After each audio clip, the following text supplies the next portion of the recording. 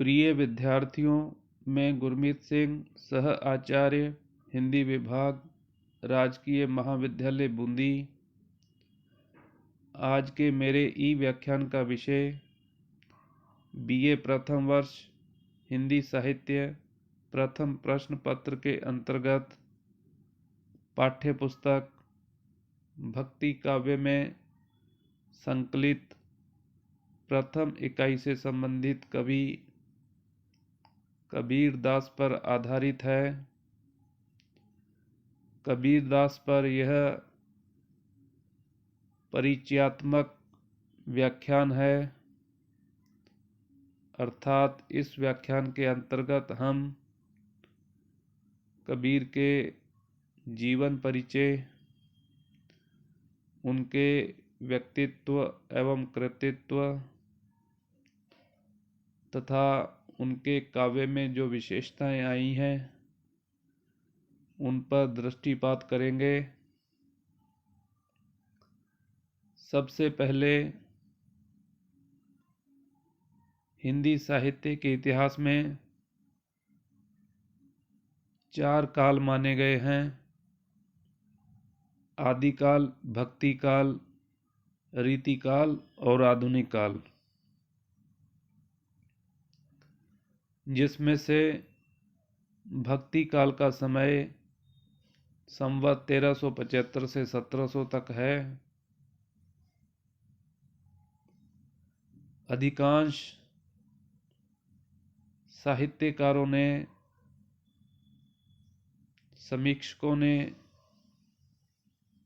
भक्ति काल को हिंदी साहित्य का स्वर्ण युग कहा है।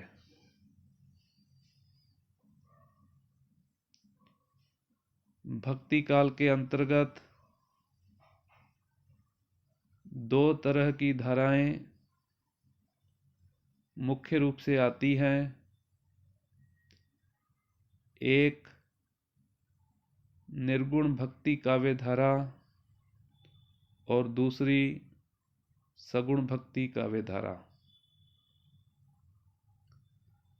निर्गुण भक्ति काव्य धारा के अंतर्गत भी 2 काव्य धाराएं हैं। पहली ज्ञान मार्गी शाखा और दूसरी प्रेम मार्गी शाखा। इसी प्रकार सगुण भक्ति काव्य धारा में 2 शाखाएं हैं, या 2 काव्य धाराएं कह लीजिए। एक राम भक्ति काव्य धारा और दूसरी कृष्ण भक्ति काव्य धारा।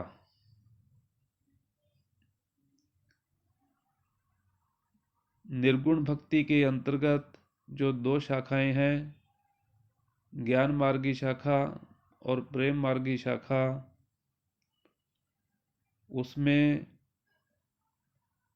कबीर दास ज्ञान मार्गी शाखा के सर्वश्रेष्ठ कवि कहे जाते हैं। इनके अतिरिक्त इस शाखा में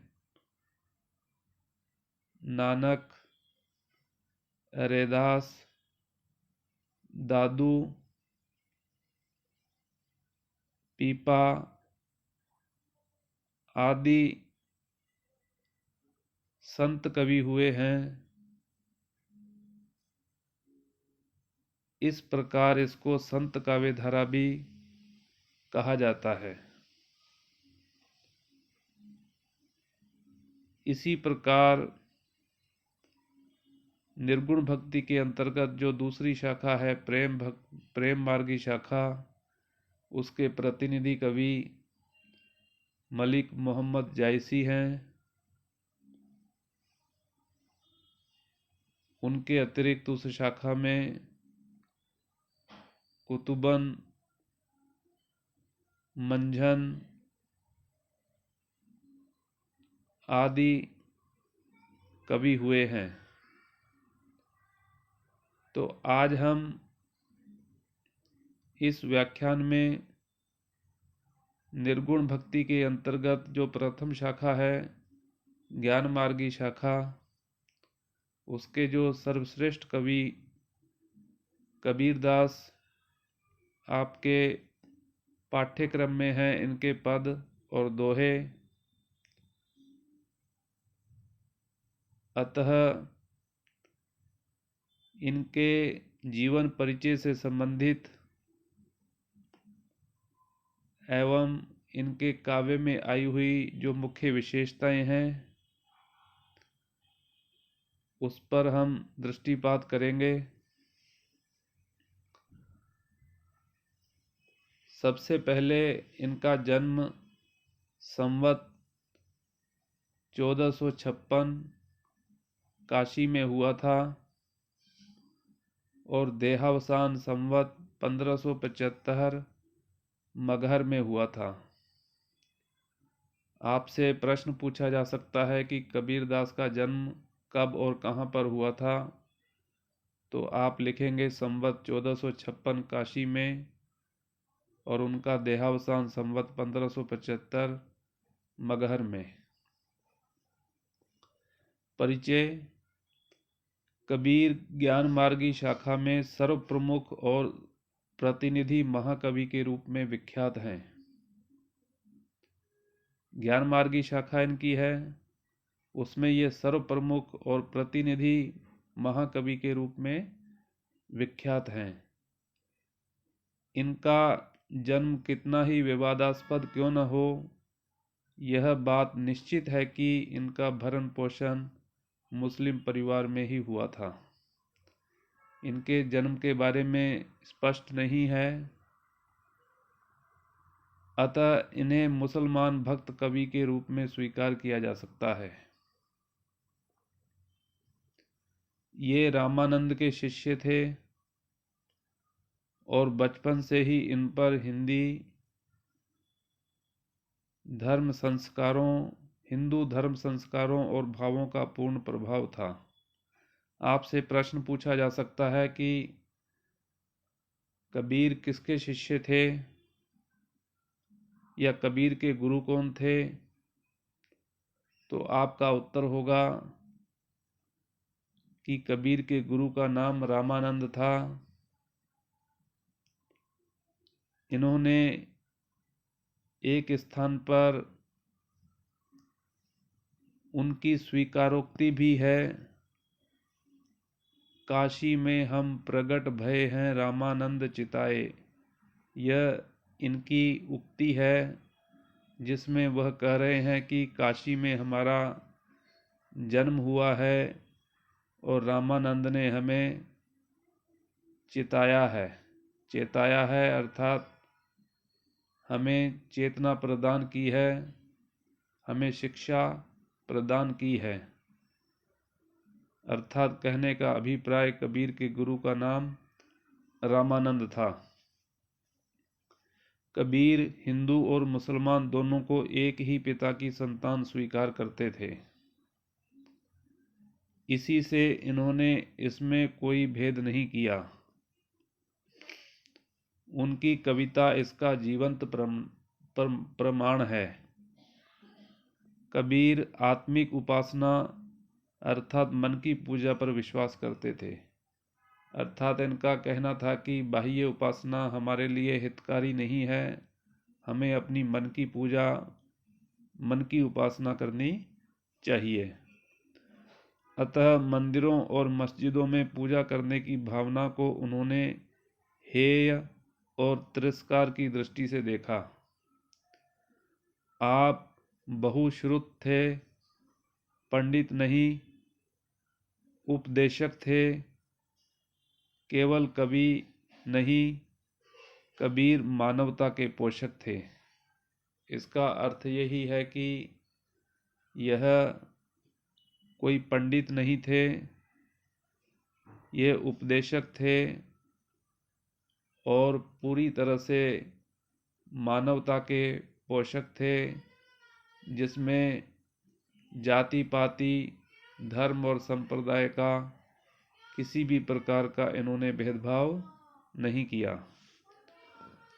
मध्यकाल के क्रांति पुरुष होने के कारण इन्होंने समाज के भीतरी और बाहरी दोनों पक्षों पक्षों को अपने आक्रमण का निशाना बनाया। इन्होंने देखा कि व्रत, रोजा और नमाज आदि बाह्य विधि विधानों के कारण हिंदू और मुसलमान आपस में लड़ते झगड़ते रहते हैं। इसी से कबीर ने धर्मों के बाहरी विधि विधानों का कड़े शब्दों में खंडन किया। उनका कथन है, पत्थर पूजे हरि मिले तो मैं पूजूं पहाड़, ताते यह चाकी भली पीस खाए संसार। यह हिंदू धर्म पर कटाक्ष किया गया है कि किस प्रकार वह पत्थर की पूजा करते हैं, और कबीर कहते हैं कि यदि पत्थर की पूजा से भगवान ईश्वर मिल जाए तो मैं तो पूरे पहाड़ को पूज दूं, उससे तो यह चक्की अच्छी है जिसको पीस कर पूरा संसार अपना जीवन यापन करता है। अर्थात इन्होंने कर्म की पूजा पर बल दिया है।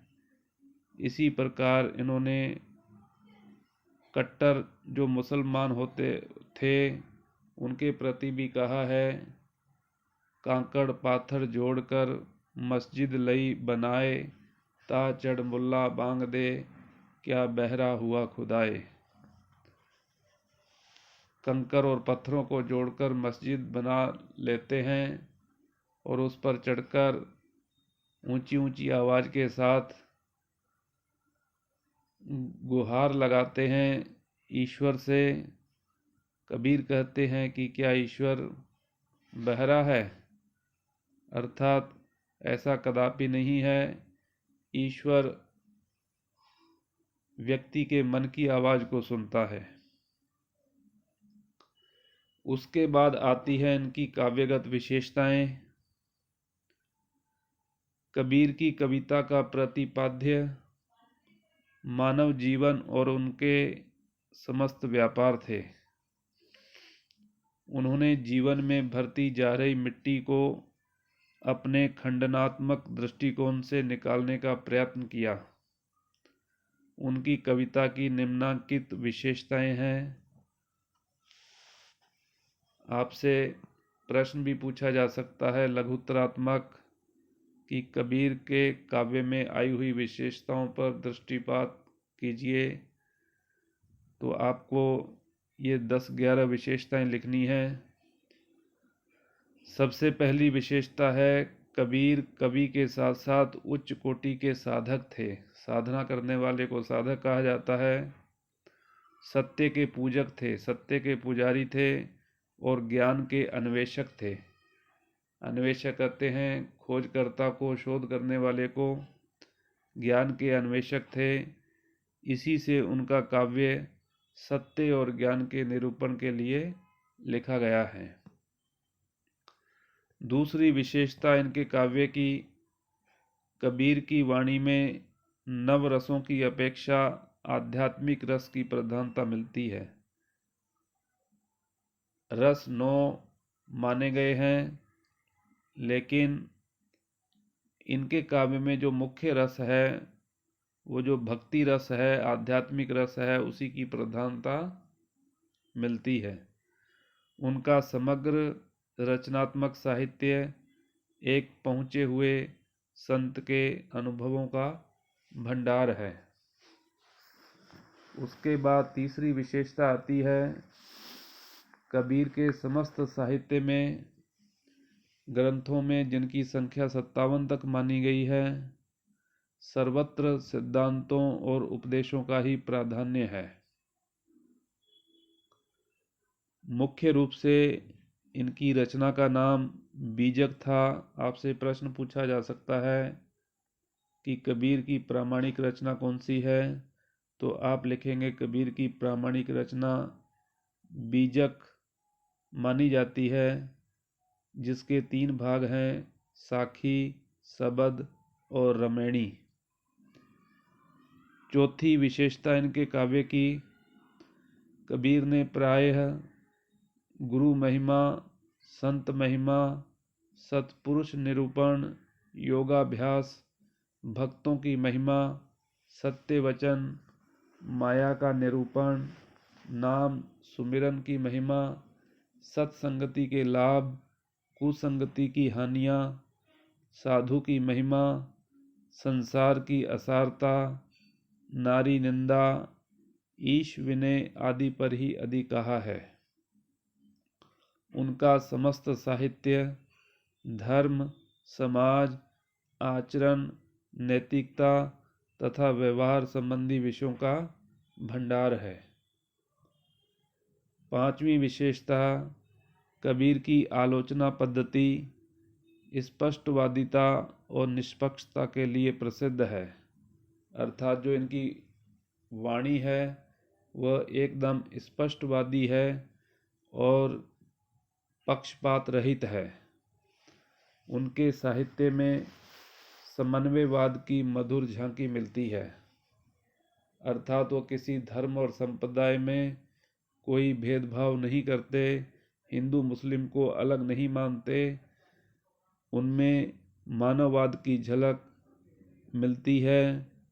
हिंदू मुस्लिम सिख ईसाई सभी के प्रति आदर और स्नेह कबीर के मन में था। विशेषता नंबर 6, भेदभाव को दूर करने की प्रकृति स्वभाव को कहते हैं। कबीर की कविता की प्रमुख विशेषता है, तभी तो वे मानवतावाद के पोषक और एक प्रगतिशील विचारक के रूप में सामने आते हैं।